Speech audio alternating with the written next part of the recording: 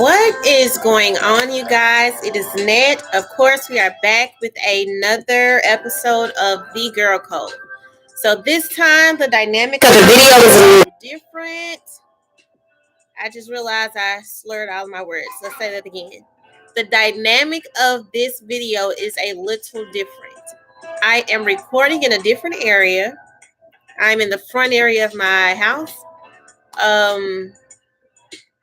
And I think this is my first time doing a live video on YouTube. So it's going to take some getting used to. So kind of bear with me because I know that with this going live, there is no going back and no editing or anything like that. But let me back the camera up a little bit. But I kind of just wanted to talk with you guys. You see my baby toy in the background. But this video is really different, and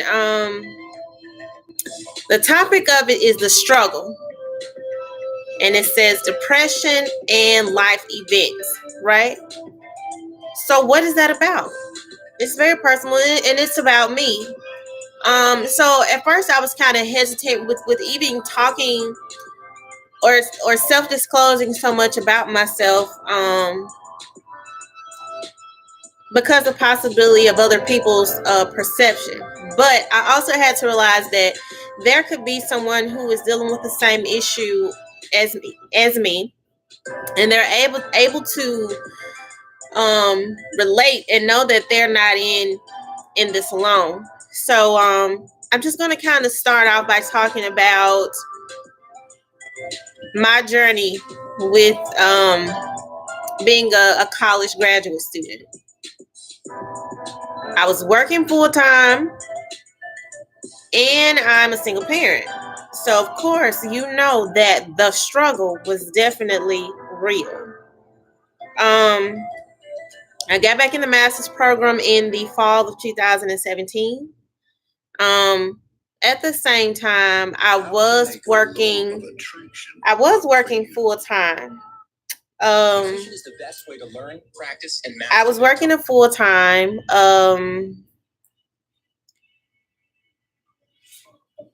And the job required me to kind of be in the field a lot. So I traveled a lot with this job. If you all will give me a moment because I'm having a technical difficulty with my music. Let's see.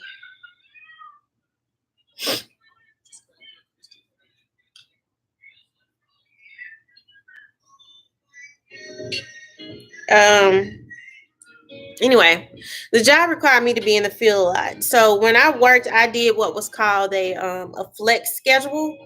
And so with that, I would go to work 30 minutes early and get off 30 minutes early. I don't think I did that option. I think I went in. What I did, I took a 30-minute lunch and got off 30 minutes early. So it was 8 till 4:30 instead of 8 to 5. But most of my time was not spent in the office. Most of it was spent in the field, traveling, going to see clients. Now, allow me to tell you this. Along with me being a full-time graduate student, I had a full-time job, and then I'm also parenting. With my job, I worked 5 counties, you guys. 5 counties. And then sometime I would have to help out with some of my coworker counties. So sometime that would double. And towards the end of my journey with that job, I think I worked about 8 to 10 counties. Because I had to pick up a slack because we had one of my coworkers who was no longer with the agency. So I had to kind of pick up the slack from that. It was very very, very stressful. Because I didn't, it was a lot for me to balance on my own. I'm grateful to have had the support of my parents, to have had the support of my line sister and some of my friends. Within that journey, like I found myself. I found that some people were really not genuinely for me. And then I had to be okay with letting those people go. At first I was because I'm the type of person, like I didn't understand. So I like to try to have closure or some type of understanding. But I was like, everything doesn't deserve closure or understanding. Sometimes you just have to leave it where it's at. Also throughout all of this, like I mentioned, I was a single parent. I was trying to date And it just was not working, you guys. I had someone ask me, so how is your dating life? And I said, my dating life is very unpredictable and very inconsistent. Um, because that's what it was. Um, it bothered me for a little bit because at the time I'm kind of like, I'm a young lady, I have my job, I have my own car, I have my place. Like I had it all together for myself. Like I had everything together at that time, but that was just one thing that just was like can't get right. Um, so fast forwarding, the job that I had, I started in 2016, and the job ended in 2019 because we were bought out by a private company. So along with that, my coworkers and I were not guaranteed an automatic transfer. Um, that company already had advertised the job positions, and they interviewed and hired who they wanted to hire initially, before we were even aware of it. So we were kind of like scrambling, because we were kind of like, oh my god, so this means that we are eventually going to be out of a job. Um, some people were fortunate enough to find jobs and to find those jobs that were in their areas. That wasn't so for me. I was offered a job, but that job was like, it was a little over an hour from where I lived. And at the time I was like, that's a little too much for me to do every day. Driving over an hour to and from work, getting off at 4:30. I'm gonna tell you this. There were some days that I did not get off at 4:30. There were some nights that I got off at uh 7, 8 o'clock, depending on what county I had to go and work that day. So it was always like very, very unpredictable. I really hate this. This music thing is just, I wish I had somebody else to do this for me right now. This is just not happening. Um but some nights would end a little later than others. Um So, it's kind of like, yeah, I really don't want to drive that far to work every day. Because I know how aggravating it would be when I was working my current position, my previous position, where, I did have some days where I got off a little later, and I was a little overwhelmed because I'm like, okay, there was no time between school and work that I had to kind of wind down and woosah before having to go to class. So by the time that I would get home from class, it would be like 9 o'clock at night or a little after 9. So I used to have to try to use that time to try to wind down and relax. And then by the time I did get home, from work and school, my baby was asleep. So I didn't really get to play with him or, love him, pick him up, any of that like I wanted to, because he was asleep by the time I got home. And so then I would get up in the morning, and it would start over, bathe him, give him breakfast, put on his uniform, take him to school. Then I'm off to work. I'm off to school. So when they told me about the other position that they were trying to give me before, during the time that we were kind of like in the end, before being officially laid off or whatever, I was like, I want the position, but I can't take it because it was too far of a drive. Much further than what I was already driving to get to where I was, because already where I lived from where I was working at first was 45 minutes away from home. And then the other job that they were trying to give me was like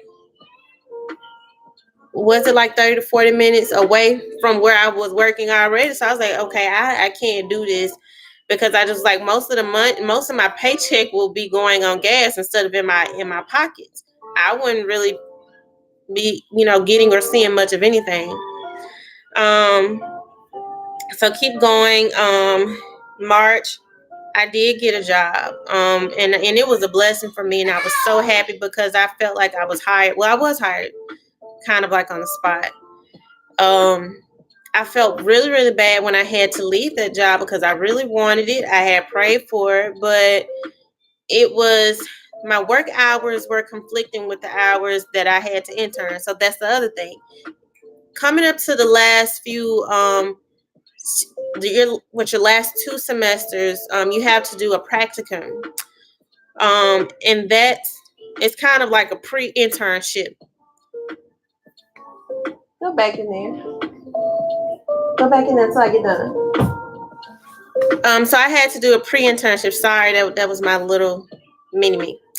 But my little person, whatever. But I had to do a pre-internship, and that's when you do 100 hours. You have to do 100 hours. And they have to be completed because it's a class requirement. And in order for you to pass that class, you have to have those 100 practicum hours. And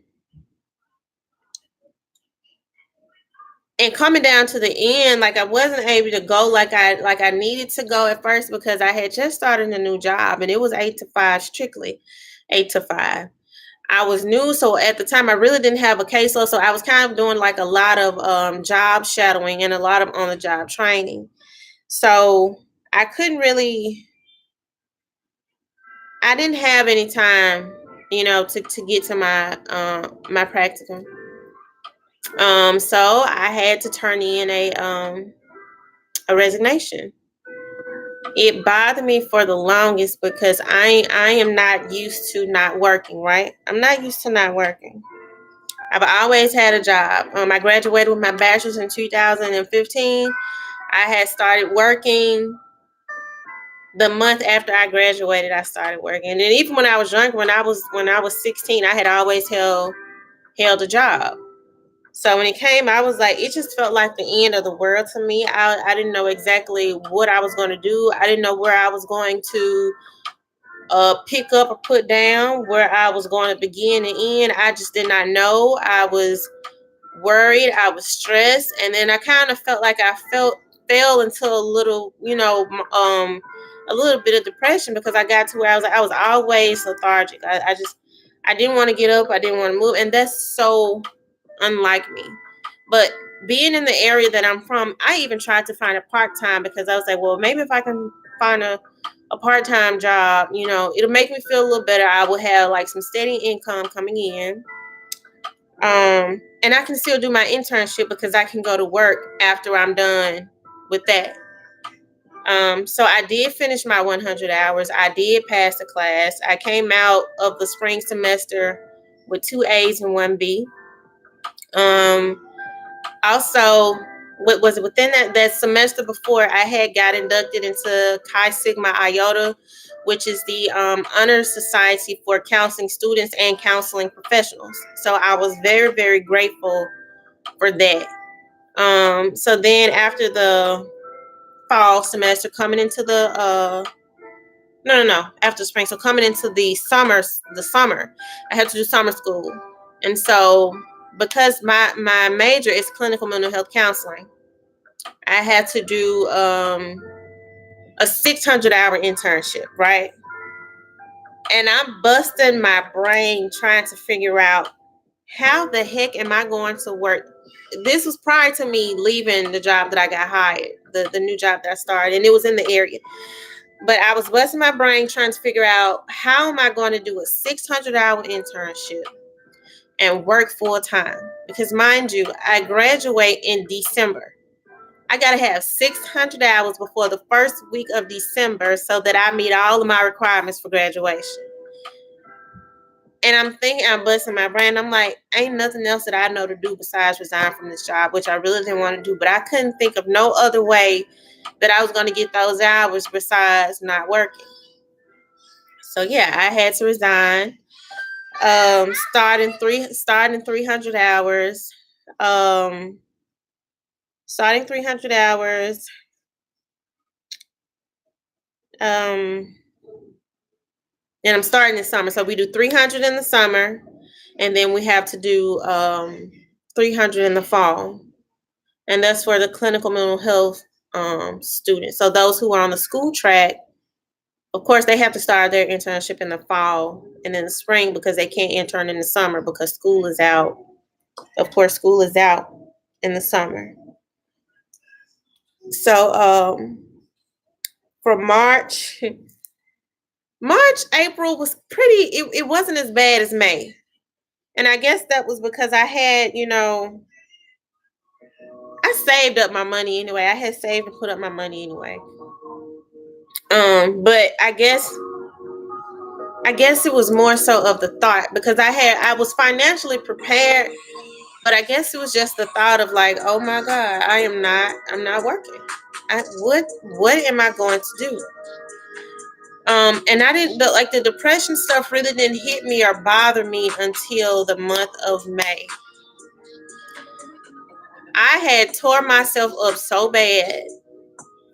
I really beat myself up really bad because I wasn't used to it. Still trying to date. It's still very, very, very inconsistent. Guys were very inconsiderate, and I'm like, okay, I can't do it, so I can't do it. And then that's when I realized, some people are sent as a distraction, and I guess at the time I was a little vulnerable, because you know how you just kind of want that escape from reality, and I guess like that's what that was. But at the same time, being vulnerable and going into a situation thinking with your heart and not with your head can kind of leave you in a more of a hurt place. So it made me feel even more worse than what I was already feeling.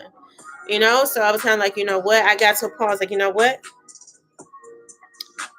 Leave it alone. Whomever is for me will be, and whoever is not, they will go. And that's when I saw another couple, a couple on YouTube, and they were talking about the God sent or the counterfeit, and how sometimes depending on where the stage that you are in life, you may get some people who may come and they may seem like this is it, you know what I mean? And because you're probably going through what you're going through and you're a little vulnerable, you kind of miss the red flags, right? And I guess that's what that was for me. I missed some red flags. So not only was I dealing with not working anymore, I was trying to find a part-time job. And in this area, it's very hard trying to find any job, period. It's very hard trying to find any job. And then trying to date, and then still trying to parent. And it was rough. I will not lie to you, it was rough. I had a good friend girl of mine. She and I talked pretty much every day. I was emotional support for her, and she was definitely emotional support for me. And you kind of learn that you don't tell everything to everybody. You have certain people, certain friends, certain family members that you talk and disclose certain things to. Because some people really don't care if you're drowning or if you're swimming, and that's okay. That's okay.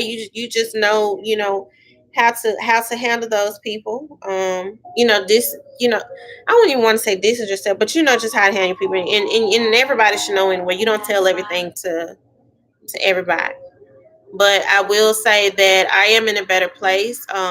My friend girl again, she did a live on Facebook yesterday, and she was talking about trust in the process, right? And I felt like most of the depression or the feelings that I was going through was because I was not trusting the process. And even my parents kept telling me, Net, start worrying. Net, pray about it. Leave it where it's at. Don't constantly talk about it because it's only going to make you feel worse than what you are already feeling.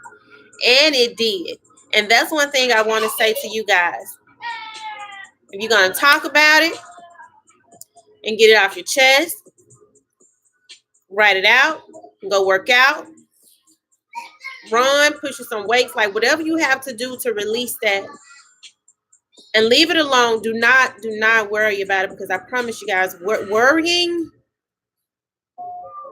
is bad. And another thing that I just discovered is something called a worry box. And so with the worry box, what you do, you write your worry on a piece of paper, and you put that worry inside of a box. Read it before you put it in there. Put it inside of that box and pray over that box and leave it there. Do not go back and look at it. Do not replay it in your mind. None of that. Don't talk about it no more. Put it in that box and leave it where it's at. These little few books behind me was something else that I started doing. I'm not real Bible literate, but I'm trying to get there. So I do have my little Bible. It's really fancy and cute. I got my little Bible. This was a book that I got from Barnes and Noble when I went to Atlanta. And it says Let Go and Let God. And it's a devotional book for decluttering your heart. And it's by Ruth O'Neill. And it goes like, it goes by days. So like you will have like if y'all can see that, it'll have like day 1, day 2. And then the other thing, like what I would do is when I would read the devotionals, I would go and follow up with scriptures that are at the bottom. So like you will see at the bottom, there is a scripture right there underneath. And I would go and I would follow it up, read through it in the Bible. Because I think some of the different books are different. It's like they have ESV, NIV, and the Bible that I have is NKJV, which is the New King James Version Bible. I also got this book, and when I had my job, we did Secret Sisters. So whoever my secret sister was, I thank you. I got this book from her, and it's the Bible Promise Book for Women, Prayer, and it's a prayer and praise edition. So I would also read through this, and I will follow up with the Bible with the scriptures. And this one has like a lot of more scriptures. And the other thing that I like about this one is that it's not a day by day type of thing. So you have different contents in here. And like you have different things related to like things or, natural responsibilities or responsibilities that women have, responsibilities that anybody have. And they start with like anger, belief, courage, death, eternal life, faithfulness, growth, poverty, prayer, pride, like whatever you feel like you may be going through. You can go through this. If y'all can see this good, you can go through this. And there's and the pages on there. And you go through and whatever you're feeling or whatever you're going through, you go through that, and it'll kind of give you some encouragement on it. It gives you several scriptures. I would encourage to write them down, to write the scriptures down or whatever after you read them. And I would usually do that in this good book here. It's my journal. So like I journal in here, all of that. I journal, I write in here. I don't have too many pages. I got pages in the front and in the back of this thing, y'all. So I do that, and I realize I feel like I'm getting a little emotional. I don't want to cry on here, but I realize that when I do all that, y'all, I feel so much at peace. Because sometimes I would get so worked up and so worried, and it would be so bad to the point where I would get really frustrated and aggravated, and I don't want to deal with nobody. Like, don't nobody say nothing to me, don't talk to me, don't ask me, no nothing. If I don't want to talk to, if I feel like I'm not going to answer, just leave me alone. You know what I mean? And it was kind of it's displacement. Where it's like you're taking your anger out on the person that didn't really even make you angry, or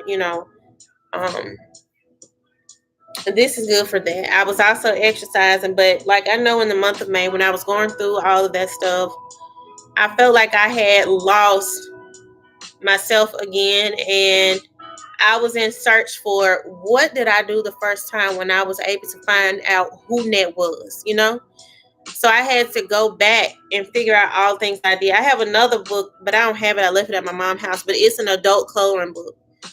So I like neo soul music, neo soul jazz, all that. So what I would do, I would put on my headphones, I would turn on that music, and it would be the music without the words. So I would turn that on, and I would have my coloring pencils, and I would color in those adult coloring books. I hope that when me speaking in this video, my thoughts or whatever I was saying was well organized for you all to kind of get an understanding of what I was saying. I hope that my situation was one that someone else can relate to, you know, in any way, even if you're not in school, but even if you're just dealing with anything, you know. I hope that um, people are able to relate to it, you know. Um, Find you, do what makes you happy, do what you have to do for you, do the things that you have to do the positive way to release, you know, whatever feelings of depression or hurt or anger that you may be dealing with. Positive ways to release it. I was also exercising, which I had fell off with that pretty bad, but we're gonna pick it back up. All right. So like I always say, like, share, comment, get it out there. You got questions, anything you want to say it, you know, put it in the comment section. Email me. Also, you all can follow me on Instagram at Southern Belle 1908. Southern Belle underscore 1908. I am on Snapchat at I am underscore beauty, BEAUTII 11. I'll put all that in the bottom of the video anyway. But yeah, I've talked long enough. So I'll see y'all later.